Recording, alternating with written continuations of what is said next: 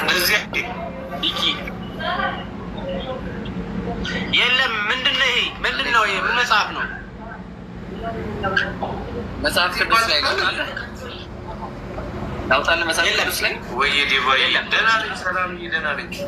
ምንድነው? ኧረ እዚህ ጋር እኔ እንደዚህ አይነት ነገር አላውቅም። አንተ እንደዚህ አይነት ነገር አላውቅም። ኧረ ቆይ እኔ ላሳየሽ። መጽሐፉ ላይ አውጣላለሁ። መጽሐፉ ላይ ላውጣለሁ። እሺ ጉድ በል ጎንደር ስቴት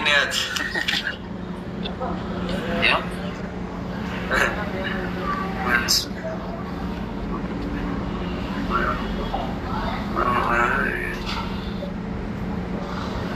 ኦኬ መጀመሪያ መጽሐፉን በእጅ ያዘው። ጀርባው መጽሐፍ ቅዱስን አሳየው። እሺ ኦርቶዶክስ ናችሁ? መጀመሪያ የት አለ? ኦርቶዶክስ ናችሁ? የት አለ? ኦርቶዶክስ ናችሁ ወይ? መጀመሪያ እናንተ ምንድን ናችሁ? ኦርቶዶክስ ነን። የትኛው መጽሐፍ ቅዱስ ነው እሱ?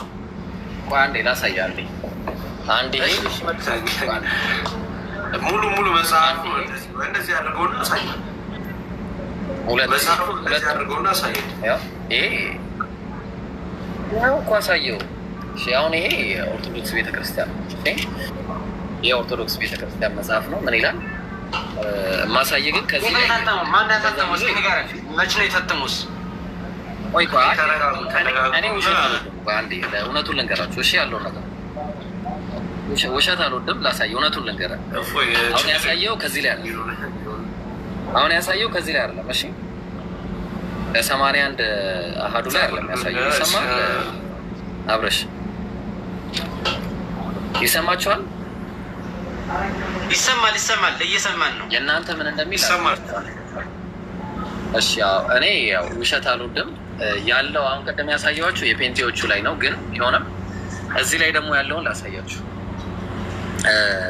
ሊትራሊ እዛ ላይ ያለው ይሄ ባይሆንም በአንዴ ላቅርበውና ላሳየ። አንዴ ላቅርቤ ላሳየ። እሺ ስቱደንት፣ እሺ ችግር የለውም። ለምንድን ነው ቢኪን አስገባው? እሺ ቢኪን አገባሽ የሚያደርገው እና እሺ እናንተ ይህን ልጅ ብሎክ አድርጉት አላልኳችሁ? ብሎክ አድርጉት ብያችሁ አልነበረ ጋይስ? እኔ ግን አስነቅራለሁ። እሺ ሰላም ብያለሁ። ሰላም ግን ደህና ነህ? ደህና ነኝ። እስቲ ይህንን ጥቅስ አንዴ አንብበው። ምንድን ነው አንተ ጴንጤ ነህ? ይሄ ኦርቶዶክስ ቤተክርስቲያን መጽሐፍ ነው። ኦርቶዶክስ ነህ? ያው እስቲ አንብብልን ይህን ጥቅስ አንዴ። አንብበው ውስጥ የራስን አንብበው። እግዚአብሔር ሙሴን እንዲህ ብሎ ተናገረው፣ ለአሮን እንዲህ ብለህ ንገረው፣ ከወገንህ በትውልዳቸው ነውር ያለበት ሰው ሁሉ የአምላኩን መባ ያቀርብ ዘንድ አይቅረባል። ንጹሕ ያልሆነ ሰውም ሁሉ አይቅረብ። እውር፣ አንካሳ፣ አፍንጫ ደፍታጣ፣ ጆሮ ቆራጣ፣ እጀ ሰባራ፣ እግረ ሰባራ፣ ጎባጣ፣ ከዛ ድንክ ወይም አይነ መጭማጫ ወይም ቅንድበ መላጣ ወይም ከካም ወይም ቆርቻ አባለ ዘሩ ፍሬ እንትን የሆነ ይላል። እንዴት ትላለህ? ትስማማለህ? አንተ ቆይ ምንድን ነው ልትፈትነኝ ነው የገባኸው በጠዋት? አረ ፈተና አይደለም። እንዴት ነው ማለት? ኢብራሂም ነው የሚለው ስምን? አዎ ስሜ ኢብራሂም ነው የሚለው። አምላክ እንደዚህ ያደርጋል ብለህ ታምናለህ? ሙስሊም ነህ? አዎ ሙስሊም ነኝ። እና ምን አገባህ አንተ መጽሐፍ ቅዱስን ቁርአንን ዝም ብለህ አታነብም እንዴ? ለአንተ ብቻ ነው እንዴ መጽሐፍ? ይህ መጽሐፍ ለአንተ ለግል ብቻ ነው? የግል መጽሐፍ ነው እንዴ? የግል መጽሐፍ ነው ወይ? እኮ ለማመን መጀመሪያ ማንበብ ይጠይቃላ። ስለዚህ አንብበህ ከገባህ እምነትህ በውስጥ ነው አይደለ? ዋይ ለአንተ ለምንድን ነው ለእንደዚህ የምታስጨንቅ ሰው? ዋ ምንድን ነው ዋይ የምትለው አንተ? ዋ እሺ ሌላ ላሳየ። ይህንን ጥቅስ ውስጥ አንተ ዝም ብለህ እኔ እንትን አይደለሁም እኮ ልከራከር አይደለም። ግን እንዴት ነው ትስማማለህ ወይ? አዎ እስማማለሁ። እሺ አሁን ይሄ የተቆረጠበት ሰው የእግዚአብሔር ጉባኤ አይግባ በመባሉ እሺ ነገርየውንም አጥቶ እንደገና አይግባ መባሉ አግባብ ነው? ኤዲት አድርገህ ነው ፕሪንት ያደረገው? ኧረ እባክህ ያው ላሳየህ። ምን ሆነ ነው? አፕሊኬሽን እኮ ነው፣ አፕሊኬሽን ነው። ስለዚህ አፕሊኬሽን እኮ የኦርቶዶክስ መጽሐፍ ቅዱስ ምናምን እንትን ሰው ነው የሚሰራው። አፕሊኬሽን ራሱ ሰው ነው የሚሰራው። መጽሐፍ ቅዱስንስ ማን ነው የሚሰራው? ያው መጽሐፍ ቅዱስ ያው ተመልከት ምን እንደሚል። ምንድን ነው የሚለው? አንብቦ አማርኛ አታነብም? እኔ ትግራዋይ ነኝ እባክህ፣ አማርኛ አላነብም። እኔም እኮ ትግራዋይ ነኝ።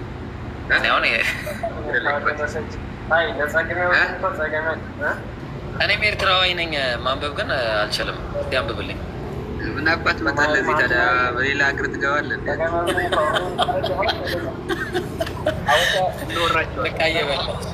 እንወራቸዋለን።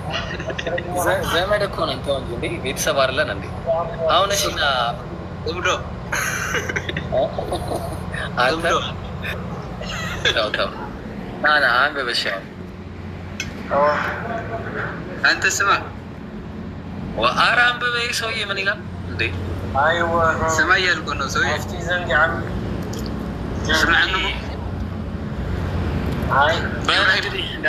ደህደር አንተ ፖለቲከኛ ነህ አባቴ።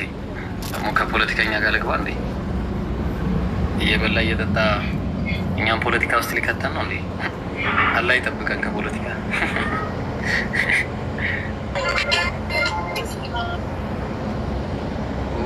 ክላሽ ያደርጋል። ኦሪት ዘዳግም ምዕራፍ 23 ቁጥር 1 ክላሽ ያደርጋል ነው ደስ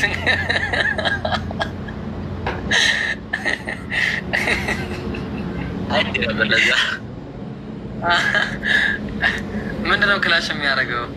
ማን ምን? እሺ ነው ኦሪት ዘዳግም ምዕራፍ 23 ቁጥር 1 ዘፈን ከፍቼ ነው ብሏል። ዛሬ ነው ዘፈን ከፍቼ እና እንዴት ነው? እሺ ያስማማናል። ይሄ ምን ነው የሚያስማማው? ይሄ አሁን ሶስት አንብበው ምን ይላል? ኦሪት ዘዳግም ምዕራፍ 23 ቁጥር 1 አንብበው። ከማን እኔማ ለአንተ ግብዣ ነው ዛሬ። በቃ ቀንህ ብሩህ እንዲሆን። እንዴት ነው ቀኔ ብሩህ የሚሆነው? ያው በማንበብ ነው። እግዚአብሔር ቃል የእግዚአብሔር ቃል ነው እንዴ? ኧረ አንብበው። እሺ ላቅርብልህ ካልታየ እኮ አማርኛ ብዙ ማለት ነው። ኧረ እባክህ እሺ በእንግሊዝኛ ላድርግልህ? እሺ በውስጥ አንብበው፣ ችግር የለውም። ለእኔ አታንብብልኝ፣ ኖርማል ነው።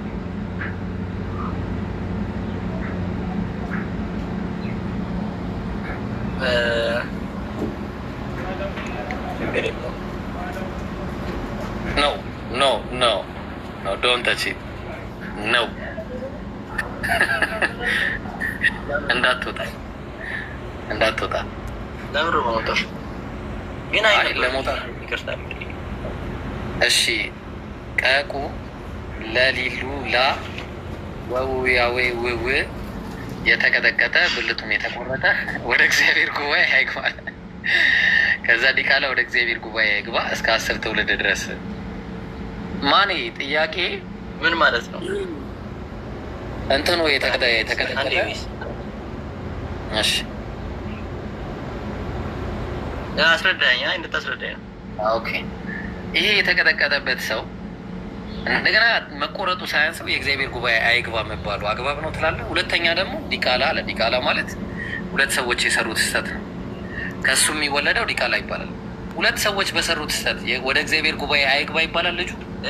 ጭራሽ እሱ ሳያንስ እግዚአብሔር እስከ 10 ትውልድ ድረስ እግዚአብሔር ጉባኤ አይግባ ይላል። 10 ትውልድ